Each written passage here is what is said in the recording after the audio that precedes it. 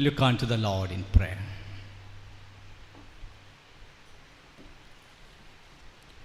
May the words of my mouth and meditations of all our hearts be acceptable in your sight, O Lord, our rock and redeemer. Amen. Please be seated. Today is the first Sunday after Easter. One more lockdown Sunday at home. But we are worshipping together with the help of technology. And now the lockdown days are about 40. 40 has its own significance. I don't want to take that significance at this moment. But we have to stay at home for longer days. But the good Lord is gracious enough to grant us this opportunity to worship together wherever we are. This Sunday, not only this Sunday, the Holy Week and also the Lenten season of 2020 is one of the immemorable, always remembering days in our lives. But I remember the last Easter. I hope all of you remember the last Easter. It was also an Easter we can never forget. Some of the names still haunting in my mind: St. Anthony's Shrine, Kokchikal, St. Stephen's Church, Nigombo, and Zion Church, Batikola. These are the churches in Sri Lanka, maybe still experiencing the aftermath of the terrorist attack on the last Easter day, last year Easter day. Bomb blast during worship, explosion on the day of Easter, the bodies of victims scattered all over the pew, blood, flesh, cry of the innocent people, still disturbing our minds when yet another Easter comes. Another incident a month ago of that incident, the world saw the cruelty on March 15th of 2019 in New Zealand. A man equipped with arms and ammunition entering into a mosque. He has on Facebook Live entering into a mosque, seeing a man in front wishing hello brother and shot him down. While the world was watching this cruelty on Facebook Live, he shot many people and about 50 people were died. Racism made him mad. He was an anti-Muslim. The cries from another worship place. A few weeks ago, last year, in California, another extremist entered into a synagogue of Jewish people and shot 12 bullets from his pistol. 2 of the worshippers died. What a world are we living? Church, mosque, synagogue are now a target of terrorists to kill the people. We cannot treat these 3 incidents as same, but I wonder these 3 religions, Christians, Muslims and Jews, believe in God, the creator of everything in this world. But we see the terrorism, racism, communalism, etc. are growing in the groups, not only this group, all over the world. This year, all the religious centers, churches, temples, mosques, synagogues are closed down. And all these places became empty and peopleless. Now people, because of COVID-19. We don't know what would be awaiting us in 2021. No idea. But through this shutdown experience of 40 days of traveling together with the Lord, the risen Lord, this will definitely mold us strong enough to testify that our Lord lives. Jesus lives, who lives with us. And we can hear the promise of the risen Lord, risen Christ, that I will be with you always. Let us meditate upon today's gospel reading from Gospel according to St. John. Here we can clearly experience the phobia or fear of the worshipping community, the disciples. Here it is written, on the evening of the day of the week, the doors being locked where the disciples were for the fear of the Jews. There were many incidents we can find in our life that we were in fear. When we were in fear, we will definitely lock our doors and windows of our lives to others. Let us ask the disciples, why did you lock the doors? The theme is, why did you lock the doors? We have an answer. Our rooms are locked. If that question asked us, if we ask this question to ourselves, we have answer. Our rooms are locked because the lockdown in the context of COVID-19. But let us ask the disciples, why did you lock the doors? Answer number one, our dreams are shattered. Our doors are closed because our dreams are shattered. They say their dreams have been shattered. Life is not an easy task. If we have everything in our life, if we could fulfill our wishes, we will be happy and we will open all our doors and windows to others in our life. But if something goes wrong, if we could not control the incidents happen in our life, we lock the doors and windows of our life. We don't allow anyone to enter into our privacy because our dreams are shattered. Issues may be different, may it be financial, may it be connected to the relationships, may it be family problem, may it be related to some issues connected to our workplace, may it be connected to health issues, may it be our expectation from the church. Dreams are shattered. Therefore, we lock our doors and windows, and we won't come out of it, and we will never allow anyone to enter into our problems. The doors and windows are locked.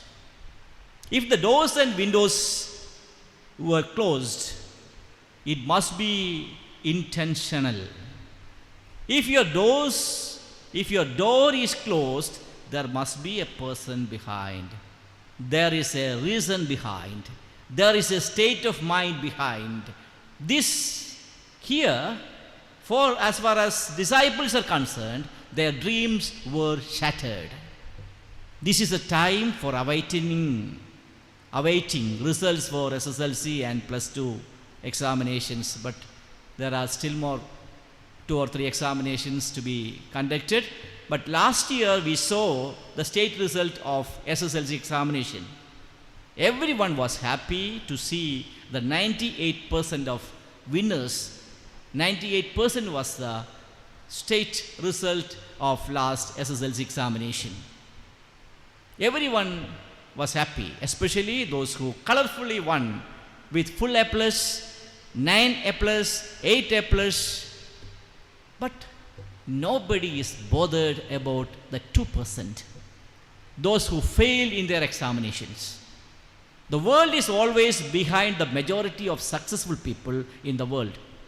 But what about 2% of the students fail in their exam? I mean, not only SSLC exam, but also examinations in our life. The 2% of unsuccessful people, their dreams are shattered. They locked the doors and windows. They were in the room with fear, anxiety, sadness, and no hope. We are sometimes like these disciples. The disciples had a great dream, but their master Jesus Christ. They had a dream about their master Jesus Christ. A week ago of the day of resurrection, they had a colorful dream of triumphal entry of Jesus to Jerusalem on a donkey, like a victorious king. It was a colorful dream they had. Along with the great crowd, these disciples also shouted, Hosanna to the Son of David. Blessed is he who comes in the name of the Lord. Hosanna in the highest heaven. There were many people with them when they saw their beautiful dreams about Jesus and the kingdom of heaven on Palm Sunday. They were part of the majority. But the incidents followed: arrest, trial, crucifixion, and the death of their master. Their dreams were shattered. The majority abandoned this tiny group of disciples. Now they are only 11. They were left alone. Their dreams were shattered. They closed their doors and windows to the world. They don't want to open their doors. They were afraid of everything. They were afraid of everyone because of phobia, the fear of death. They were afraid and they thought somebody will come and kill them also. They locked their doors. Here the gospel portion raises a crucial question to us. Are you locked your doors? Are you afraid? Are you lonely? Do you have any problem not to be solved by yourselves? Let us have a close look to the gospel portion which we read today. The question, why did you lock your doors? Answer of the disciples, and sometimes answer of us, our dreams are shattered. But Jesus says, that is the second point of today's sermon. But Jesus says, I have a dream for you. I have a dream for you. Jesus says, I have a dream for you. In the scripture portion it is written, while the doors being closed, while the doors being locked, where the disciples were for the fear of the Jews, Jesus came and stood among them and said to them, peace be with you. While the doors are locked, Jesus stood with them in their problems, in their midst,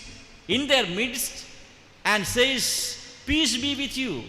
This is the good news for today. In our distress, we lock our doors to the world.